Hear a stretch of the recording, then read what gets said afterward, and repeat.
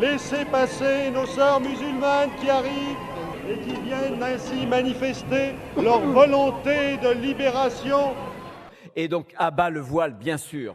Ça y est, on y est, un autre pas a été franchi dans ce processus de l'islamophobie d'État. Mon propos ici n'est pas de commenter les déclarations d'un ancien figurant des spectacles moyenâgeux du Puy du Fou. Il n'est qu'un petit maillon dans une chaîne qui remonte au 19e siècle. Faisons un peu d'histoire pour mieux comprendre les choses.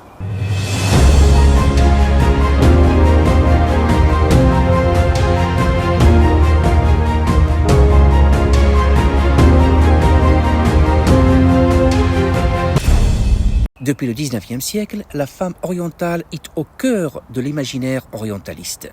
Dans les écrits de Chateaubriand, Pierre Loti ou Flaubert, on découvre un Orient fantasmé et exotique.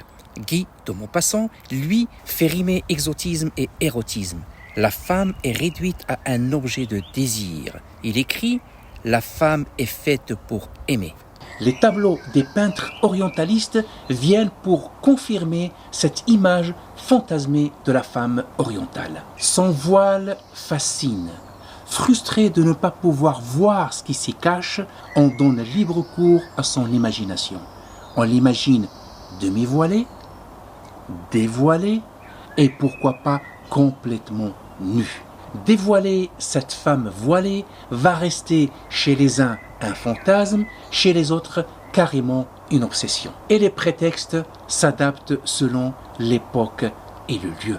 Dans ces récits, le général Eugène Domas, un des artisans de la colonisation française en Algérie, souligne dès la première moitié du XIXe siècle qu'il faut déchirer le voile des femmes musulmanes afin de mieux contrôler les populations locales.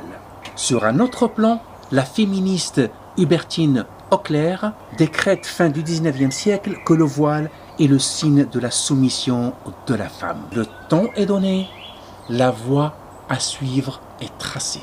Notons au passage que Hubertine Auclair a collaboré au journal La Libre Parole d'Édouard Drumont. La figure de l'extrême droite, un antidreyfusard, nationaliste, raciste et antisémite. Le 1er novembre 1954, le Toussaint rouge donne naissance au FLN. La guerre d'Algérie démarre pour durer 8 longues années. Pour endiguer la vague indépendantiste, il fallait réagir et vite, quitte à improviser. On va sortir des tiroirs des archives le mythe de la mission civilisatrice de la France, un concept qui a été utilisé au moment de la conquête de l'Algérie. Ceux qui ont eu recours à cet artifice sont ceux-là même qui ont toujours cru que les Arabes sont incivilisables. Afin de se donner les moyens et n'en négliger aucun, on fait appel au 5e bureau, une sorte de service de propagande lié à l'armée. Le mouvement de solidarité féminine est né. À sa tête, les épouses de Salan et Massu, deux généraux impliqués dans des crimes abominables contre le peuple algérien. Le mouvement s'est senti investi d'une noble mission, obliger les femmes musulmanes à s'émanciper. Une émancipation qui passe obligatoirement par le dévoilement. Ironie du sort, cette mission civilisatrice a été confiée à ceux qui se sont opposés farouchement à l'instruction des Algériens.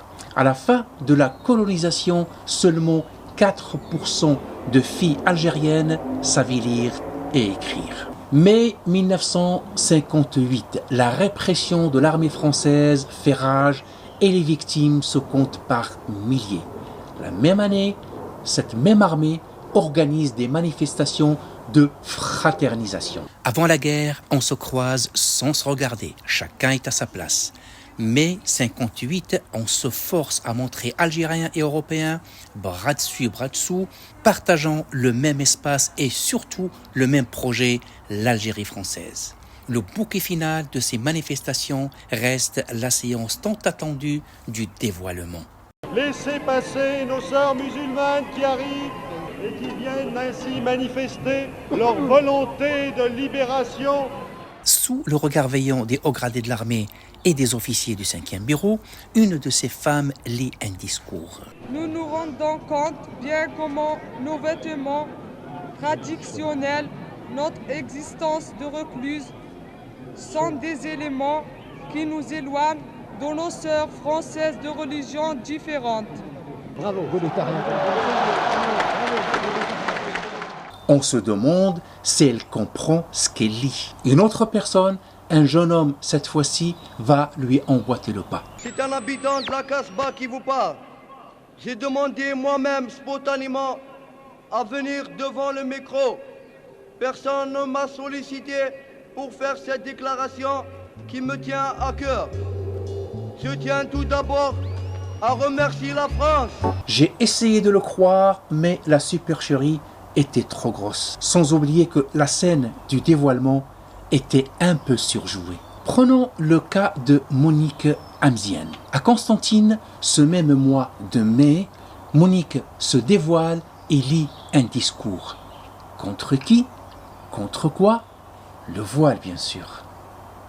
Or, Monique, fille d'une Française et d'un notable algérien favorable à l'Algérie française, n'a jamais porté le voile. Elle vivait paisiblement et son rêve est de terminer ses études, sauf que les militaires retiennent son frère prisonnier, motif ses liens avec le FLN. Alors, le marché est simple. En échange de libérer son frère et de la laisser finir sa scolarité, Monique doit se prêter à ce simulacre. Donc, si cet ancien figurant du Puy du Fou a deux obsessions, le voile et l'Algérie, c'est qu'il s'inscrit dans la droite ligne de Jacques Massu, cet ancien putschiste et théoricien des techniques de torture en Algérie, et Raoul Salan, putschiste lui aussi, fondateur de l'AOS. Et moi, qui avais cru que ce temps a été révolu, ça me rappelle un proverbe italien. L'herba cattiva non muore mai. Une mauvaise plante ne meurt jamais. Alors, restons vigilants.